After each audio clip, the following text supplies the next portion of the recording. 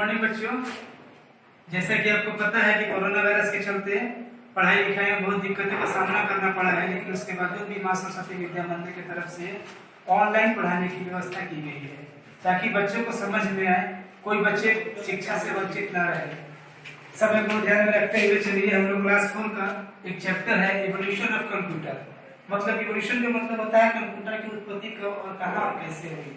बता दें कि आज के युग में जो आधुनिक समय है, कंप्यूटर के बिना कोई भी कार्य संपन्न नहीं हो पाता है। कंप्यूटर के साथ जितना भी जो काम है वो हम लोग कंप्यूटर के माध्यम से करते हैं। उसी तरह से लास्ट 75 साल पहले हमारे बहुत सारे ऐसे वैज्ञानिक थे जिन्हें कंप्यूटर का आविष्कार किया। जैसे कि हम लोग कह सकते हैं कि चार्ल्स बेबेज, जो कंप्यूटर के पिता, जिन्होंने कंप्यूटर को जन्म दिया, कंप्यूटर को बनाया। उसी तरह से आज से 75 साल पहले एक कंप्यूटर का निर्माण किया गया। आस्ते आस्ते उसकी बदलाव भी हुआ, कैसे कंप्यूटर से विकास हुआ। अबाकस जो एक साइंटिस्ट थे, उन्होंने एक कंप्यूटर का आविष्कार किया। अबाकस क्या किए कि उन्होंने देखा कि पढ़ाने के समय जोड़ घटाव करने के लिए, बच्चों को सरल तरीके से पढ़ाने के लिए एबाकस का उपयोग किया। एबाकस क्या है कि एक तरह का एनालिटिकल इंजन है। उसमें क्या होता है, उसके माध्यम से बच्चों को पढ़ाया जाता है। उसके बाद 1642 में पास्कल क्या है, ये जो वैसी पास्कल एक ऐसे मशीन का आविष्कार किए जिसमें उसको हम लोग पास्कल मशीन कहते हैं, जिसका आविष्कार पास्कल ने किया था। और इससे जिस तरह से गाड़ी को चलाने के लिए गियर की आवश्यकता पड़ती है, उसी तरह से इस कंप्यूटर को चलाने के लिए भी गियर की आवश्यकता पड़ती है। इसमें भी अलग तरह के व्हील बनाए गए थे, चक्के बनाए गए थे, और वो जो चक्के थे वो अलग अलग पोजीशन में थे। उसके बाद हम लोग कहें एनालिटिकल इंजन, जिस तरह से आप लोग देख सकते हैं किताब में, एनालिटिकल इंजन ये है चार्ल्स बेबेज, जिन्होंने एनालिटिकल इंजन का आविष्कार किया गया था, जिसको हम लोग खास करके अंक गणित की भाषा में पढ़ाई के माध्यम से इसका उपयोग हम लोग कर सकते हैं। टेबुलेटिंग मशीन क्या है, ये भी एक तरह का टेबुलेटिंग मशीन कहने का तात्पर्य एक तरह का कंप्यूटर से रिलेटेड वर्ड है।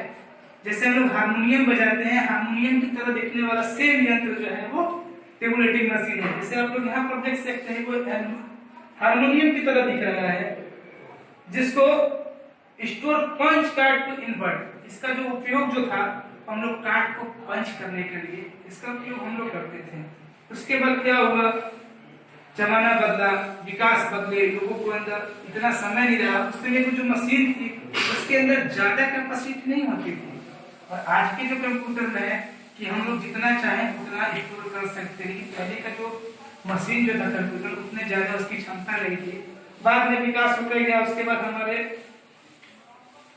मार्क और एसएस, जिन्होंने एक अर्थमेटिकल मशीन का आविष्कार किया जो इस तरह से दिखने में था। उसके बाद देखिए आस्ते आस्ते इनिएट मशीन, जो एक स्टोर रूम, जैसे हर बच्चे क्लास में बैठ के पढ़ाई करते हैं, वैसे इस कंप्यूटर को चलाने के लिए अलग से एक कमरा होता था, उसमें ये मशीन रखी जाती, जिसको हम लोग एनिएट मशीन कहते थे, और उसी के अंदर बैठ करके जो भी कार्य था वो होता था।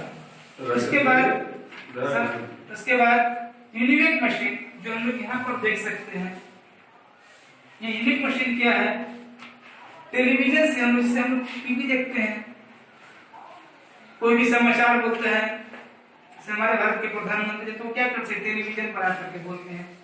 तो उस समय से यूनिक मशीन में क्या हो गया, यूनिक मशीन में क्या हो गया कि 2000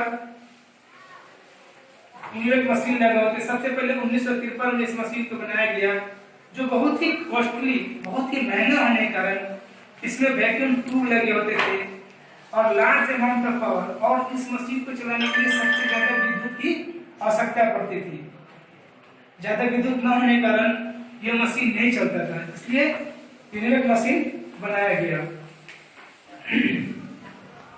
बस आज के लिए इतना ही बच्चों। मैं आपसे अब ये कहना चाहूंगा कि आगे के क्लास में फिर से आपको दूसरी बार मैं समझाऊंगा कि आगे किस तरह से कंप्यूटर का विकास हुआ और कौन कौन से कंप्यूटर आए, क्या क्या उनमें बदलाव हुए,